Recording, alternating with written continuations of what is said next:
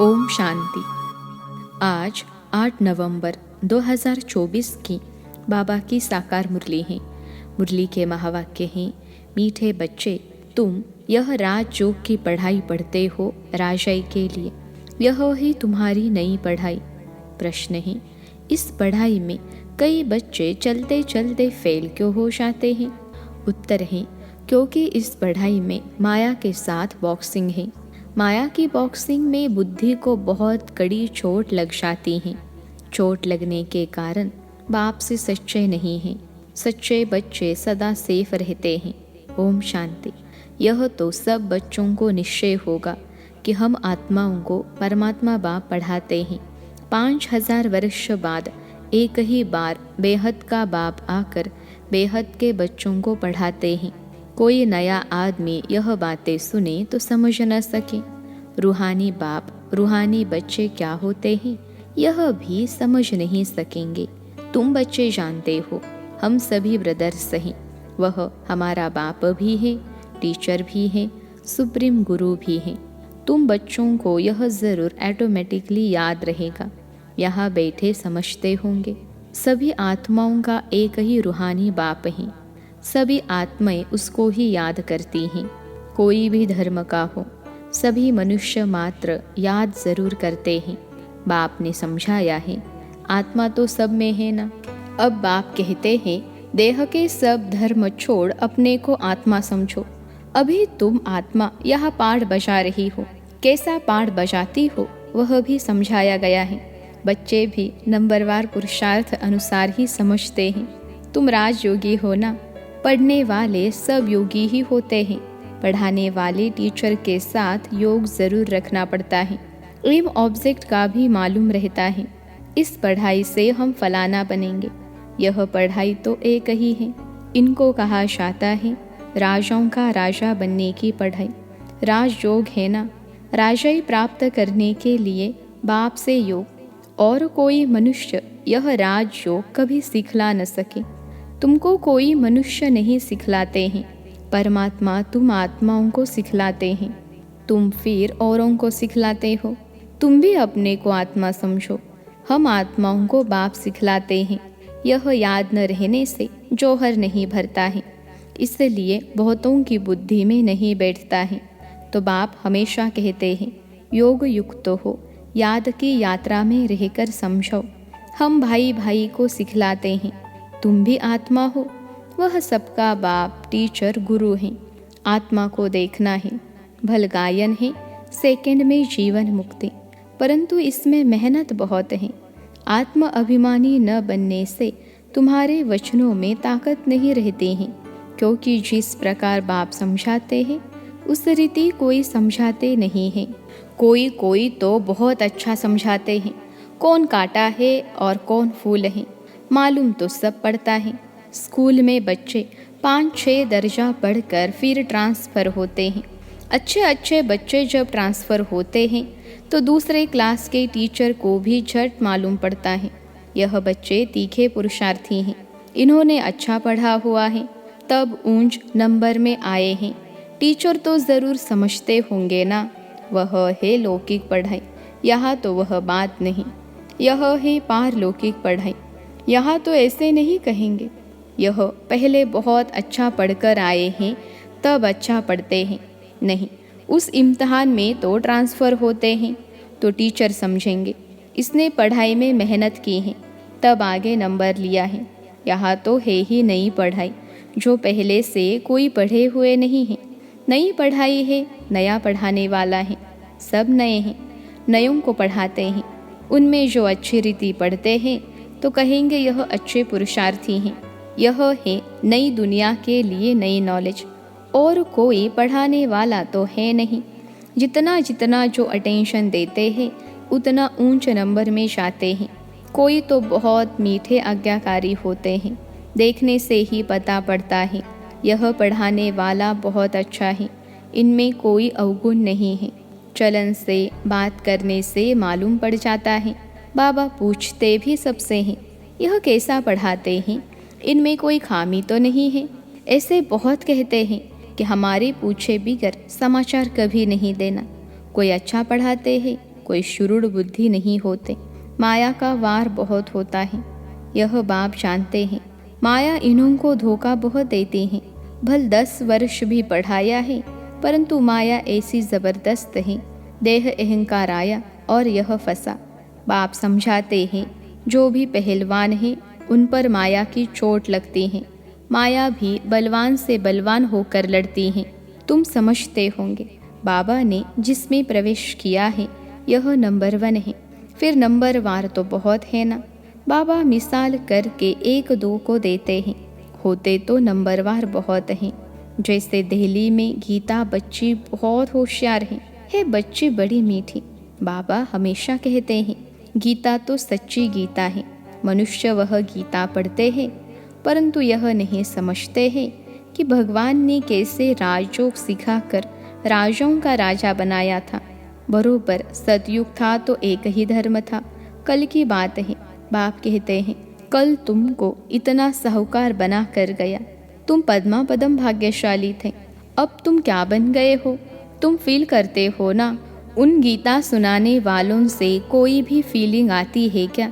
जरा भी नहीं समझते। ऊंचते ऊंच श्रीमद् भगवद गीता ही गाई जाती है, वह तो गीता किताब बैठ पढ़ते व सुनाते हैं। बाप तो किताब नहीं पढ़ते। फर्क तो है ना। उनकी याद की यात्रा तो है ही नहीं, वह तो नीचे गिरते ही रहते हैं। सर्वव्यापी के ज्ञान से सब देखो कैसे बन गए हैं। तुम जानते हो, कल्प कल्प ऐसे ही होगा। बाप कहते हैं, तुमको सिखलाकर विषय सागर से पार कर देते हैं। कितना फर्क है। शास्त्र पढ़ना तो भक्ति मार्ग हुआ ना। बाप कहते हैं, यह पढ़ने से मेरे से कोई नहीं मिलते। वह समझते हैं, कोई भी तरफ जाओ, पहुंचना तो सबको एक ही जगह है। कभी कहते हैं, भगवान किस न किस रूप में आकर पढ़ाएंगे। जब बाप को आकर पढ़ाना है तो फिर तुम क्या पढ़ाते हो? बाप समझाते हैं, गीता में आटे में नमक मिसल कोई राइट अक्षर है जिसमें तुम पकड़ सकते हो। सतयुग में तो कोई भी शास्त्र आदि होते ही नहीं। यह है ही भक्ति मार्ग के शास्त्र। ऐसे नहीं कहेंगे कि यह अनादि है, शुरू से चले आते हैं। नहीं, अनादि का अर्थ नहीं समझते। बाप समझाते हैं, यह तो ड्रामा अनादि बरोबर है। तुमको बाप राजयोग सिखलाते हैं। बाप कहते हैं, अभी तुमको सिखलाता हूँ, फिर गुम हो जाता हूँ। तुम कहेंगे हमारा राज्य अनादि था। राज्य वही है, सिर्फ पावन से बदल पतित होने से नाम बदल जाता है। देवता के बदले हिंदू कहलाते हैं। है तो अनादि सनातन देवी देवता धर्म के ना। जैसे दूसरे सतो प्रधान से सतो रजो तमो में आते हैं, तुम भी ऐसे उतरते हो। रजो में आते हो तो अपवित्रता के कारण देवता के बदले हिंदू कहलाते हो। नहीं तो हिंदू हिंदुस्तान का नाम है। तुम असूल में तो देवी देवता थे ना। देवताएं सदैव पावन होते हैं। अभी तो मनुष्य पतित बन गए हैं, तो नाम भी हिंदू रख दिया है। पूछो, हिंदू धर्म कब किसने रचा? तो बता नहीं सकेंगे। आदि सनातन देवी देवता धर्म था, जिसको पैराडाइज आदि बहुत अच्छे अच्छे नाम देते हैं। जो पास्ट हुआ है वह फिर रिपीट होना है। इस समय तुम शुरू से लेकर अंत तक सब जानते हो। जानते जाएंगे तो जीते रहेंगे। कई तो मर भी जाते हैं। बाप का बनते हैं तो माया की युद्ध चलती हैं। युद्ध होने से ट्रेटर बन पड़ते हैं। रावण के थे, राम के बने। फिर रावण राम के बच्चों पर जीत पहन अपनी तरफ ले जाता है। कोई बीमार हो पड़ते हैं, फिर न वहाँ के रहते न यहाँ के रहते। न खुशी है न रंज, बीच में पड़े रहते हैं। तुम्हारे पास भी बहुत हैं जो बीच में हैं। बाप का भी पूरा नहीं बनते हैं, रावण का भी पूरा नहीं बनते। अभी तुम हो पुरुषोत्तम संगम युग पर। उत्तम पुरुष बनने के लिए पुरुषार्थ कर रहे हो। यह बड़ी समझने की बातें हैं। बाबा पूछते हैं, हाथ तो बहुत बच्चे उठाते हैं, परंतु समझा जाता है बुद्धि नहीं है। भल बाबा कहते हैं शुभ बोलो। कहते तो सब हैं, नर से नारायण बनेंगे। कथा ही नर से नारायण बनने की है। अज्ञान काल में भी सत्यनारायण की कथा सुनते हैं ना। वहाँ तो कोई पूछ नहीं सकते, यह तो बाप ही पूछते हैं। तुम क्या समझते हो, इतनी हिम्मत है? तुम्हें पावन भी ज़रूर बनना है।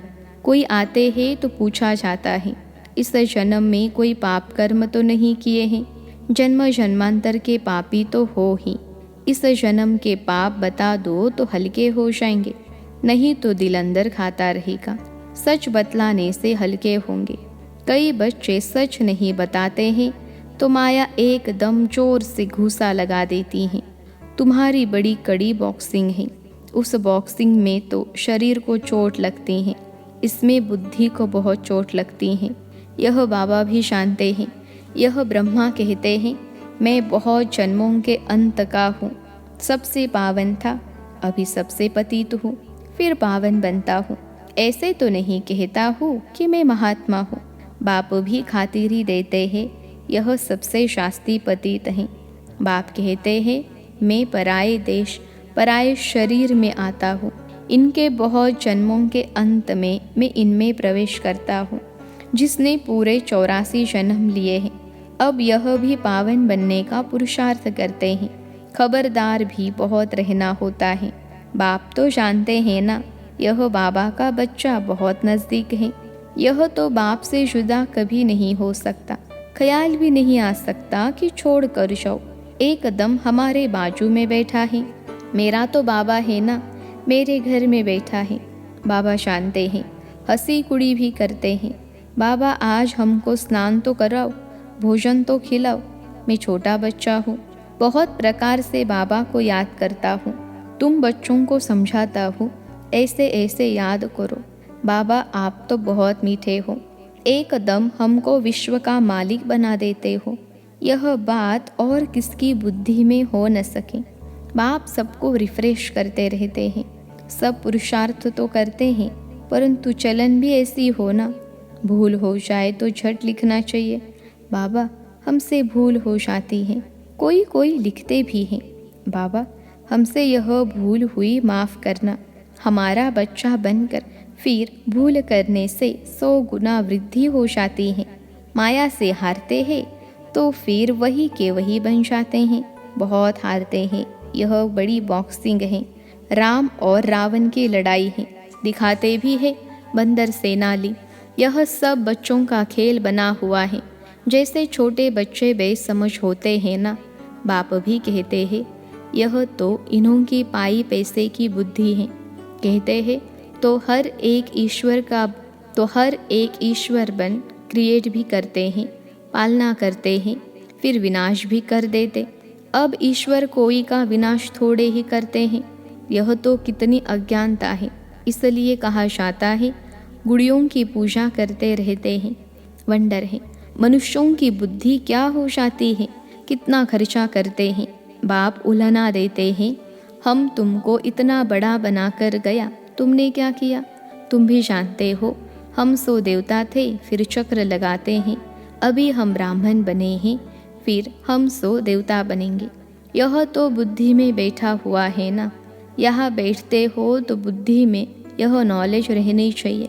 बाप भी नॉलेजफुल है ना, रहते भल शांति धाम में है, फिर भी उनको नॉलेजफुल कहा जाता है। तुम्हारी भी आत्मा में सारी नॉलेज रहती है ना। कहते हैं इस ज्ञान से तो हमारी आँख खुल गई है। बाप तुमको ज्ञान के चक्षु देते हैं। आत्मा को सृष्टि के आदि मध्य अंत का पता पड़ गया है। चक्र फिरता रहता है। ब्राह्मणों को ही स्वदर्शन चक्र मिलता है। देवताओं को पढ़ाने वाला कोई होता नहीं, उनको शिक्षा की दरकार नहीं। पढ़ना तो तुमको है, जो फिर तुम देवता बनते हो। अब बाप बेट यह नई नई बातें समझाते हैं। यह नई पढ़ाई पढ़कर तुम ऊंच बनते हो। First so last, last so first, यह पढ़ाई है ना। अभी तुम समझते हो। बाबा कल्प आकर पतित से पावन बनाते हैं, फिर यह नॉलेज खलास हो जाएगी। अच्छा, मीठे मीठे सिखिलते बच्चों प्रति माता पिता बाप दादा का याद प्यार और गुड मॉर्निंग। रूहानी बाप की रूहानी बच्चों को नमस्ते। हम रूहानी बच्चों की सिखिलते रूहानी माता पिता बाप दादा को याद प्यार, गुड मॉर्निंग और नमस्ते बाबा नमस्ते। धारणा के लिए मुख्य सार पहली पॉइंट है, बहुत बहुत आज्ञाकारी मीठा होकर चलना है, देह अहंकार में नहीं आना है, बाप का बच्चा बनकर फिर कोई भी भूल नहीं करनी है, माया की बॉक्सिंग में बहुत बहुत खबरदार रहना है। दूसरी पॉइंट है, अपने वचनों यानी वाक्यों में ताकत भरने के लिए आत्म अभिमानी रहने का अभ्यास करना है। स्मृति रहे, बाप का सिखलाया हुआ हम सुना रहे हैं तो उसमें जौहर भरेगा। आज का वरदान है, अविनाशी नशे में रहे, रूहानी मज़े और मौज का अनुभव करने वाले ब्राह्मण सो फरिश्ता भव। अविनाशी नशे में रहे, रूहानी मज़े और मौज का अनुभव करने वाले ब्राह्मण सो फरिश्ता भव। विश्लेषण है, आप ब्राह्मण सो फरिश्ते देवताओं से भी ऊंचे हो। देवताई जीवन में बाप का ज्ञान इमर्ज नहीं होगा, परमात्मा मिलन का अनुभव भी नहीं होगा। इसलिए अभी सदा नशा रहे कि हम आत्माओं से भी ऊंच ब्राह्मण सो फरिश्ता हैं। यह अविनाशी नशा ही रूहानी मज़े और मौज का अनुभव कराने वाला है। अगर नशा सदा नहीं रहेगा तो कभी मज़े में रहेंगे, कभी मूंझेंगे। आज का स्लोगन है, अपनी सेवा को भी बाप के आगे अर्पित कर दो, तब कहेंगे समर्पित आत्मा। अपनी सेवा को भी बाप के आगे अर्पित कर दो, तब कहेंगे समर्पित आत्मा। अच्छा, ओम शांति।